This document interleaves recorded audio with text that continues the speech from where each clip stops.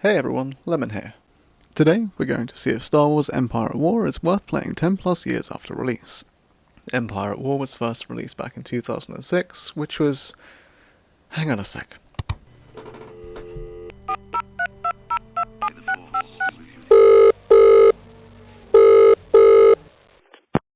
Hello?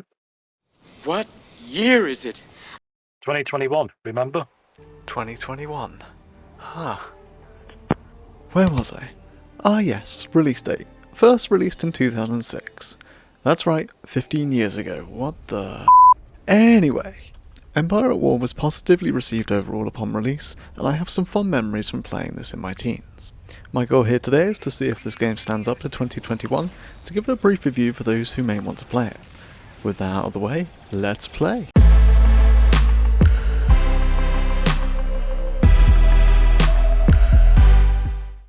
So briefly before we get stuck into the gameplay, let's talk about the story and setting. Empire at War is set 1 year before the Battle of Yavin, and while I won't dive into the story here, I highly encourage you to look into the details surrounding the Battle of Yavin if you don't know, and we'll leave a link in the description below so you can find out more. Feel free to pause if you need to, I'll still be here when you get back. Before we get into the meat of this game, consider dropping a like on the video or subscribing for more game stuff. Ring the bell for notifications if you like that kind of thing. Alright, so next, what even is Empire at War? Empire at War is a land and space RTS, or real-time strategy game, that places multiple deployable units at the player's hands. For those that don't know, a real-time strategy game refers to a time-based video game that centers around using resources to build units and defeat an opponent. Real-time strategy games are often compared to turn-based strategy games, where each player has time to carefully consider the next move without having to worry about the actions of his or her opponent. In real-time strategy games, players must attempt to build their resources, defend their bases, and launch attacks while knowing that the opponent is scrambling to do the same things. On top of the combat that's both land and space-based, there is a strategic galaxy map that will need to be tightly controlled to ensure success. More on the galaxy map and its features later. There are two factions in total in the base version, the Empire and the Rebellion. Depending on your version, you may also have others such as the Zan Consortium. And on to gameplay. As I touched upon briefly earlier, Empire at War is a real-time strategy game. This takes place in two different layers. Think of this like a poorly made lasagna. You have the tactical layer, which is the land and space battles, and then the strategic layer, which is the galactic map whose main mechanics consist of system conquest, resource generation, and land-space unit production to use in the tactical aspect. One thing to remember is that all action takes place in real time, so decisions that could take a while could cost you a few systems if you're not careful. Thankfully there is a pause button, so you can go and get your dinner when your mother calls you. No need to thank me, mum. Okay, let's take a look at the galaxy view, or the strategic layer first. From here, you can survey your empire and make strategic decisions on systems to take from your enemy. That's the goal after all. Explore, expand, exploit, and exterminate. For the Empire. Each system you take contains a planet that generates income daily, and can be upgraded with various installations. From bigger space stations to ship-disabling planetary ion cannons, you find a wide range of upgrades and useful facilities to use at your discretion. Unit production also relies heavily on these buildings, so make sure you've got a decent production planet or two to churn out new soldiers for your forever war. As mentioned earlier, some planets have unique bonuses that will allow you to build special ships or ground units, or reduce the cost of said productions. For example, Imperial Star Destroyers can only be built on a few select planets, so ideally you would want to explore to figure out which one of these are capable for supporting your warring empire. Similarly, Mon Calamari cruisers, a Rebellion flagship, can only be built at a few locations. It's also important to note that building up raw power alone will also cripple your economy eventually, so playing smart at start is advised, but not necessary.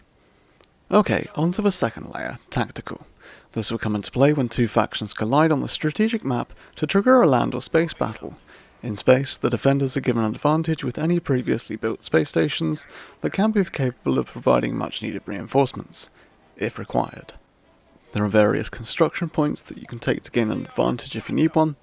Attackers can also call on reinforcements if their fleet capacity can handle it, so you can stack massive fleets in orbit and wave attack at your pleasure, if that's your playstyle. Space combat looks great, and I had tons of fun watching stuff fly around and explode in the game's cinematic mode, a feature I greatly enjoyed using during my playthrough. Land battles generally feature a point control system, where you'll have to force your enemy's ground forces back, take their points, and destroy their installations to win the battle. Land battles do feel okay overall, if not a little dated, and while there is an auto-resolve feature for both land and space combat, I rarely found myself using it even if I was sure of a win. Land battles also feature the ability to deploy turrets and other useful items, which adds some more options to your strategy.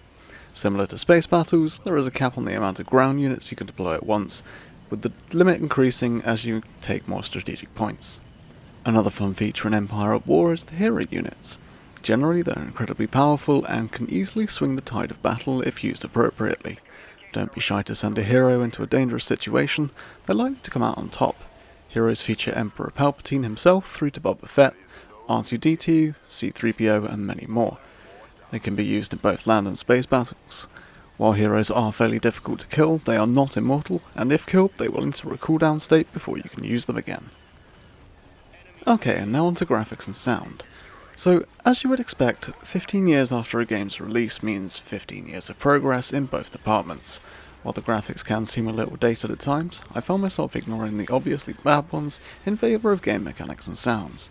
Space battles are simply epic to look at, and land battles have their own unique appeals as well. Sound effects are genuine Star Wars, and everything has its own unique sound effect and feel in the game. From TIE fighters swooping across your capital ship's bow, to the AT-ATs stomping through the forest, everything is instantly recognisable and familiar to the franchise. Okay, a quick look at game modes. So, the base version of Empire of War comes with the story mode campaign and several galactic conquest missions. Each of these plays similarly to the story, with variations on planets and technology levels. There's also a skirmish mode which allows you to play single battles against the computer, on land or in space, and these are generally fun as well. There is a multiplayer mode, but I didn't play that this time around. If you've played multiplayer recently, let me know how it is in the comments below. Okay, while I personally didn't mod for this review, I'd like to talk about them briefly as I feel mods do add a major element of longevity to a game that could otherwise be quite time limited. Browsing the Steam Workshop reveals tons of mods that are actively being maintained, and I personally will be making sure to explore at least a few of these myself. If you've got any favourites that you'd like to see me play, let me know in the comments below. Alright, so I think it's time to answer that question. Does Star Wars Empire at War stand up to 2021? With the preface I delivered earlier, and knowing that nostalgia is probably a large factor in why I enjoy playing this game so much again, I would 100% recommend it to old and new fans alike. At its core, Empire at War is a solid strategy game and should be enjoyed by RTS newbies and veterans alike. Bonus points if you're a Star Wars fan, of course. The epic sense of scale in space battles really makes you feel great, and the ability to blow up planets with the Death Star is one that many games have sorely needed. Combine all that with a genuine Star Wars score, and I find it really easy to recommend this game. I rate it 6 out of 7 lemons. Alright, I think that just about wraps up this video for today. Thank you as always so much for watching. Don't forget to like and subscribe, it encourages me to make more. I'll see you next time.